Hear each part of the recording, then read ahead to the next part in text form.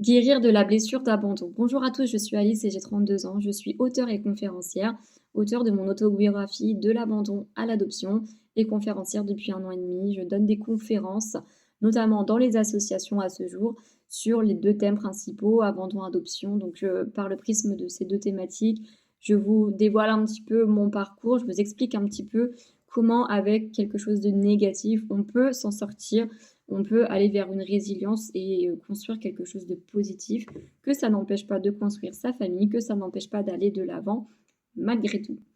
Sur le syndrome d'abandon, j'ai fait une vidéo précédente qui récapitule un petit peu les origines en fait du syndrome d'abandon, comment ça se fait en fait, enfin comment ce syndrome-là peut s'insinuer un petit peu dans vos vies, que ce soit de manière évidente parce que vous avez été abandonné physiquement comme ça a été mon cas, ou que ce soit de manière un petit peu plus cachée et dans les ressentis suite à un divorce, une séparation, un déménagement, un événement clé dans votre vie qui n'est pas forcément volontaire, mais que vous avez ressenti comme un réel abandon.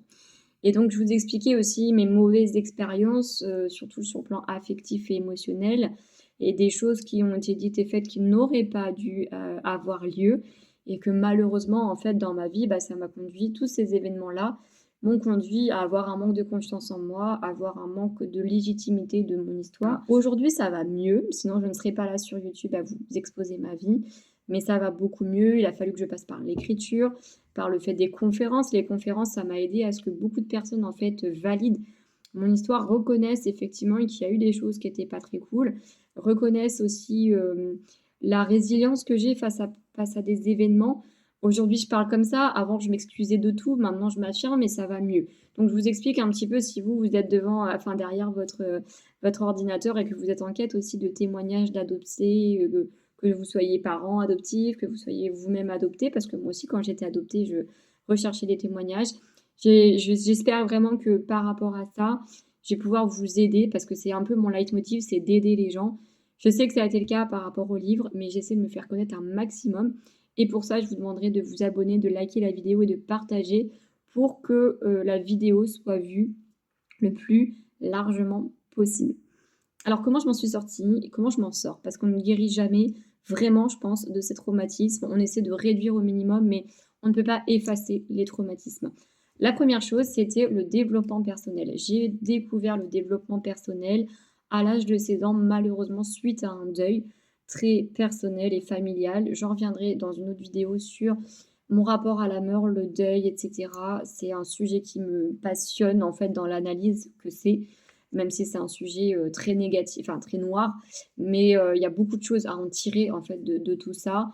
Peut-être à dédramatiser certaines choses, ça n'enlève pas la perte de la personne, ça n'enlève pas effectivement beaucoup de choses, mais essayer de le transformer, en quelque chose de positif. Donc c'est toute la définition, en fait, de la résilience. Donc le développement personnel m'a appris qu'effectivement, c'est pas parce on a un mauvais départ dans la vie qu'on ne peut pas faire des choses, positives par la suite et que c'est un peu comme un muscle qu'on travaille et que le cerveau, quand on le programme pour certaines choses, comme on voit, les relations pervers narcissiques, les relations d'emprise où la personne, en fait, elle a une emprise négative sur nous, au fur et à mesure du temps, au fur et à mesure des événements, au fur et à mesure de ce qu'elle dit, de ce qu'elle fait, bah, c'est la même chose dans le positif. C'est-à-dire qu'en le voulant, vous pouvez travailler le développement de votre personne. C'est le développement de votre personne.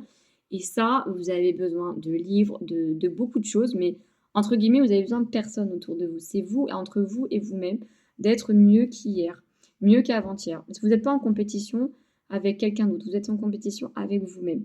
Et donc, ça m'a appris qu'effectivement, je pouvais travailler sur certaines choses.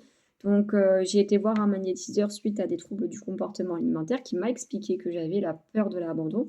Je me suis documentée énormément là-dessus et là, je me suis dit: «OK, maintenant que j'ai ça, comment je vais faire? Comment je vais mettre en place des choses?» Donc j'ai appris pendant 1 an à ne plus avoir peur de la solitude, à apprécier seule ma propre compagnie et j'ai réussi au bout d'1 an. Je me suis fixé ça comme objectif et j'ai réussi. La deuxième étape, ça a été au niveau des relations amicales, sociales, amoureuses et petit à petit, j'ai gravi un à un, en fait, les marches d'une échelle, je sais pas comment on appelle ça, mais vous avez compris, l'idée. J'ai gravi un petit peu mes objectifs, je me suis surpassée, dépassée pour en arriver à quelque chose de plus ou moins équilibré, même si, mes traumatismes, en fait, font que c'est jamais simple et c'est jamais forcément linéaire. Mais voilà, il y a forcément du mieux. Donc le développement personnel, je vous invite à vous nourrir de ça. C'est hyper important, à vous nourrir aussi de témoignages de personnes qui ont vécu des situations similaires à vous. Après, la deuxième chose qui me sauve et qui vous sauve, c'est l'action, de passer à l'action, d'occuper vos journées, de vous centrer sur vous, de lister en fait les choses qui vous font du bien, de faire abstraction en fait de la société de consommation, la société de faut tout que ça aille vite, que ça se fasse vite, que il faut que ce soit rapide, les relations, j'achète, je prends, je jette, et cetera. Non, essayez de vous poser, de lister tout ce qui vous fait plaisir, si vous êtes une enfin bref, je ne sais pas, d'aller chez le coiffeur, de vous faire les ongles, de faire ci, de faire ça, de dessiner, de faire de la musique, d'écrire, de jouer avec vos enfants, de jouer avec votre chien, peu importe, des choses qui sont toutes simples de la vie, qui coûtent 0 € ou qui sont peu chères, des sorties, des balades, et cetera. Et petit à petit, je sais pas, qu'une fois par jour, vous fassiez un truc qui vous fait plaisir, qui vous requinque, qui vous rebooste en fait, votre énergie. Vous pouvez le faire une fois par semaine, une fois par jour, de lister un petit peu tout ça et vous verrez que petit à petit, vous vous sentirez mieux en mieux et de mieux en mieux en accord, en fait, avec vous-même, que, en fait, les planètes vont un petit peu s'aligner et que vous allez être de mieux en mieux en accord avec ce que vous désirez et avec ce que vous êtes. Ça va vous apprendre énormément aussi à vous connaître. La troisième chose, ce qu'on appelle le journaling, d'avoir un journal intime, un journal des émotions. Un journal où vous recensez tous les jours, toutes les semaines, peu importe la fréquence, vos choses positives. Qu'est-ce qui vous a fait du bien? Qu'est-ce qui a été positif dans votre journée? Un journal des émotions, dans mon cas, c'est pas mal aussi quand il y a un souci avec les émotions, c'est de pouvoir les écrire.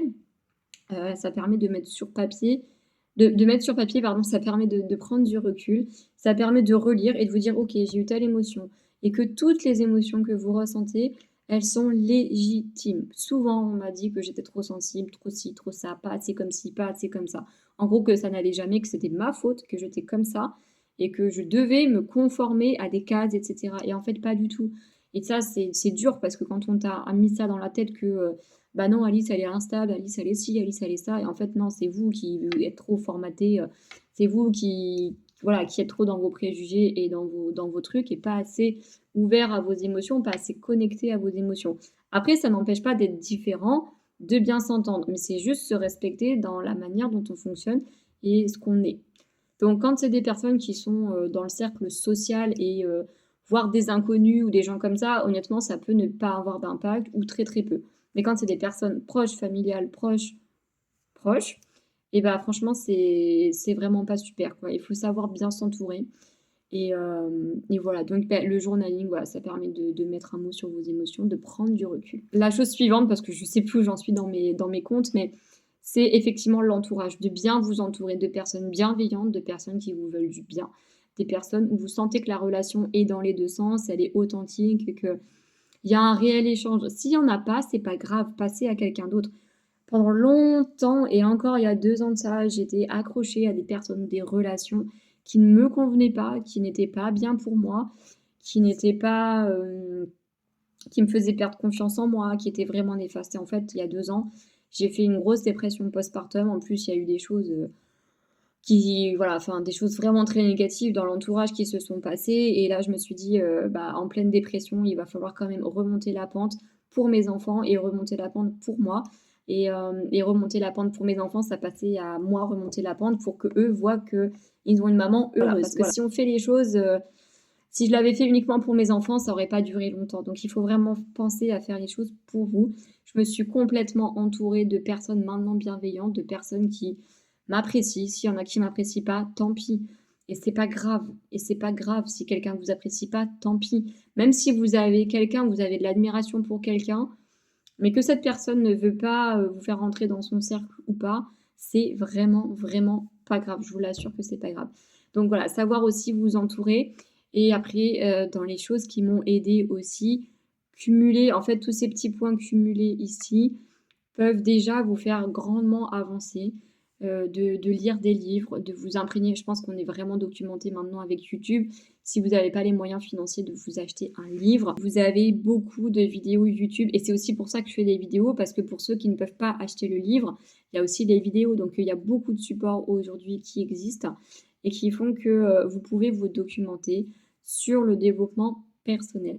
En tout cas, cette vidéo est terminée. J'espère que ça vous aura aidé, que ça vous aura plu. N'hésitez pas à liker, commenter et partager. N'hésitez pas à la transmettre à quelqu'un, qui vous est proche et qui est dans une période un peu de down, de moins et peut-être que cette vidéo-là pourra l'aider à s'en sortir, à aller mieux, à faire les choses par étapes et rassurez-vous que c'est normal, les choses prennent du temps. Les choses ne se font pas du jour au lendemain et parfois, c'est les choses qu'on espère le moins ou auxquelles on pense le moins qui se réalisent, en fait. Moi, aujourd'hui, les vidéos, mon livre, les conférences, j'ai pas décidé du jour au lendemain d'écrire un livre, de faire tout ça. Ça s'est fait petit à petit. En fait, c'est parce que j'étais mal que j'ai écrit tout ça et je me suis dit: «Je vais en faire un recueil». Du recueil est né mon livre, je fais des raccourcis, mais du recueil est né mon livre, de mon livre est né, du coup, le fait que la maison d'édition ait fermé ses portes, pareil, je l'ai vécu à un moment donné comme un abandon parce que je me suis dit: «Purée, ça tombe encore sur moi». J'ai payé cher et en plus de ça, ils ferment leurs portes. Donc au début, je le prenais un peu mal en me disant: «Bah, c'est pas possible quoi, c'est le destin, il y a un problème avec moi» et finalement, et j'ai même pensé à brûler mes livres, hein, sincèrement, tellement j'étais pas bien et finalement, je me suis dit: «Non, j'ai quand même pas fait tout ça pour ça». Et là est l'effort de résilience et malheureusement, bah, beaucoup ne le reconnaissent pas dans l'entourage proche et c'est souvent les personnes extérieures qui vont le plus vous aider, les personnes extérieures qui vont le plus vous insuffler de la force que votre propre entourage, croyez-moi. Et là, c'est mon conjoint qui m'a énormément aidée et soutenue et un peu mis un coup de pied aux fesses en me disant: «Non et tu pas fait tout ça pour rien, il faut que tu voilà, enfin, faut trouver une solution, mais tu n'as pas fait tout ça pour rien et on va enfin, voilà, il y a des solutions qui existent».